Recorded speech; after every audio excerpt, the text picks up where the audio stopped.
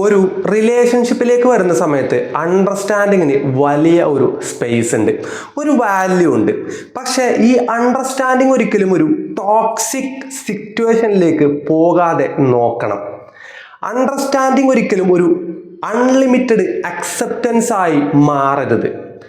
ആര് എന്ത് മോശം ചെയ്താലും അവരങ്ങനെ ഒരു സാഹചര്യം കൊണ്ട് ചെയ്തതല്ലേ, അങ്ങ് ക്ഷമിച്ചേക്കാം. ഇതല്ല അണ്ടർസ്റ്റാൻഡിങ്.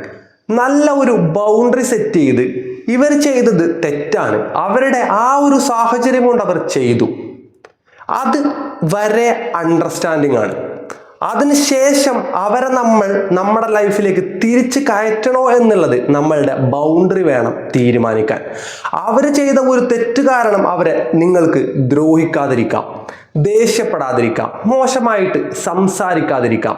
പക്ഷേ അവരെ വീണ്ടും നമ്മളുടെ ലൈഫിൽ തന്നെ നിർത്തണോ, അല്ലെങ്കിൽ ഇനിയും ഒരു ചാൻസ് കൊടുക്കണോ, ഇതൊക്കെ നമ്മുടെ സിറ്റുവേഷനും നമ്മുടെ ഹെൽത്തും മെൻ്റൽ ഹെൽത്തും ഒക്കെ ആലോചിച്ച് വേണം തീരുമാനിക്കാൻ. ഇല്ലാതെ നിങ്ങളെല്ലാം അക്സെപ്റ്റ് ചെയ്ത് എന്തൊരു തെറ്റ് ചെയ്താലും ഓക്കെയാണ്, ഞാൻ നിങ്ങളെ മനസ്സിലാക്കി, ഇതാണ് നിങ്ങളുടെ അണ്ടർസ്റ്റാൻഡിങ് എങ്കിൽ നിങ്ങൾക്കൊരിക്കലും സമാധാനമായിട്ടൊരു റിലേഷൻഷിപ്പ് മുന്നോട്ട് കൊണ്ടുപോകാൻ സാധിക്കില്ല.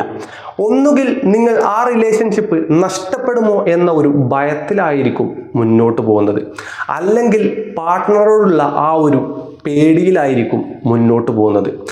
ഈ ഒരു കാര്യങ്ങളെല്ലാം മനസ്സിലാക്കി വെക്കണം. ഇതുപോലുള്ള ടോപ്പിക്സ് നിങ്ങൾക്ക് ഇഷ്ടമാണെങ്കിൽ, കാണാൻ ആഗ്രഹമുണ്ടെങ്കിൽ ചാനലൊന്ന് സബ്സ്ക്രൈബ് ചെയ്യുക. നിങ്ങൾക്ക് എന്തെങ്കിലും ചോദ്യങ്ങൾ മനസ്സിലുണ്ടെങ്കിൽ തീർച്ചയായിട്ടും കമൻറ്റ് ചെയ്യണം.